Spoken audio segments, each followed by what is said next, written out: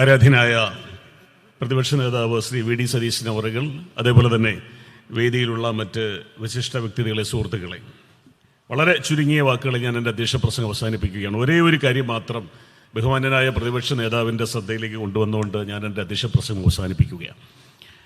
ഇവിടെ general secretary സ്വാഗത പ്രസംഗത്തിൽ സൂചിപ്പിച്ച പോലെ തന്നെ രാജ്യത്ത് ഇന്ന് കേരളത്തിലാണ് കേബിൾ ടി വിക്കും ഇൻ്റർനെറ്റിനും ഏറ്റവും അധികം കുറഞ്ഞ നിരക്ക് നിലവിലുള്ളത്.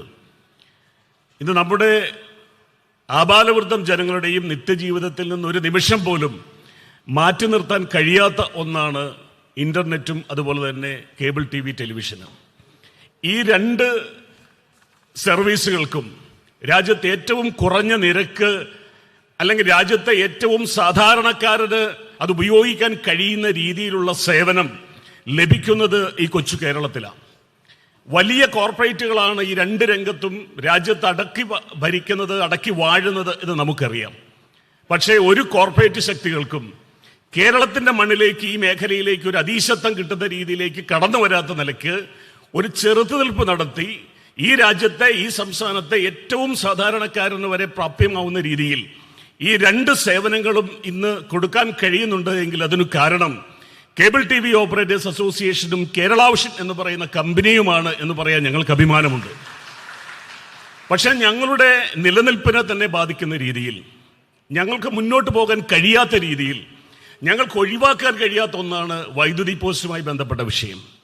മറ്റ് കോർപ്പറേറ്റ് കമ്പനികളോടൊക്കെ ഉള്ള എല്ലാ സമരരംഗത്തും ഞങ്ങൾ മുമ്പിലാണ്. അവർ കൊടുക്കുന്ന അതേ സേവനം അതിലും കൂടിയ നിരക്കിൽ, അതിലും മികച്ച നിലവാരത്തിൽ കൊടുക്കുവാൻ ഞങ്ങൾക്ക് കഴിയുന്നുണ്ട്.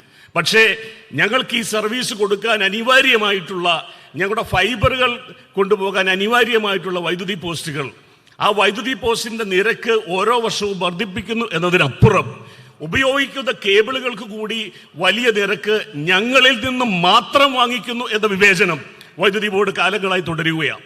അതേസമയം ഞാൻ നേരത്തെ പറഞ്ഞ ജിയോ ഉൾപ്പെടെയുള്ള വലിയ കോർപ്പറേറ്റ് കമ്പനികൾക്ക് വഴിവിട്ട സഹായങ്ങൾ ചെയ്തു കൊടുക്കുന്നു. ഇതിന് ശാശ്വതമായൊരു പരിഹാരം കാണുവാൻ മാറി വന്നിട്ടുള്ള ഒരു ഗവൺമെന്റുകൾക്കും കഴിഞ്ഞിട്ടില്ല. പക്ഷേ ഇപ്പോൾ അത് അതിരൂക്ഷമായ രീതിയിൽ മുന്നോട്ട് പോവുകയാണ്. അതുകൊണ്ട് തന്നെ അതുമായി ബന്ധപ്പെട്ടുകൊണ്ട് വലിയ ശക്തമായ സമരരംഗത്തേക്ക് കടന്നു പോകേണ്ട സാഹചര്യം ഞങ്ങൾക്ക് മുമ്പിലേക്ക് സംജാതമായിരിക്കുന്നു. അങ്ങനെ വന്നാൽ, ഈ നിരക്ക് വർദ്ധിപ്പിച്ചാൽ, ഞാൻ നേരത്തെ സൂചിപ്പിച്ച പോലെ തന്നെ ഇപ്പൊ ഈ നാട്ടിലെ ഏറ്റവും സാധാരണക്കാരന് കോവിഡ് കാലഘട്ടത്തിലൊക്കെ നമുക്കറിയാം, കുട്ടികളുടെ വിദ്യാഭ്യാസം അടക്കം മുന്നോട്ട് പോയത് ഞങ്ങളടക്കമുള്ള സർവീസ് പ്രൊവൈഡേഴ്സിന് സഹായം.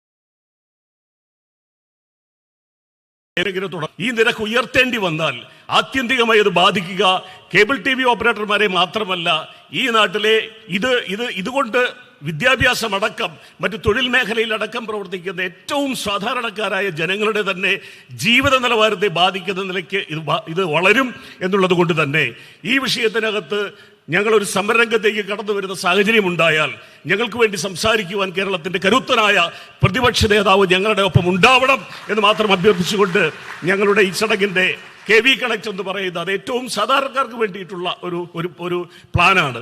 അതിന്റെ സംസ്ഥാനതല ഉദ്ഘാടനത്തിനായി ബഹുമാന്യനായ പ്രതിപക്ഷ നേതാവിനെ സ്നേഹപൂർവ്വം ക്ഷണിക്കുന്നു.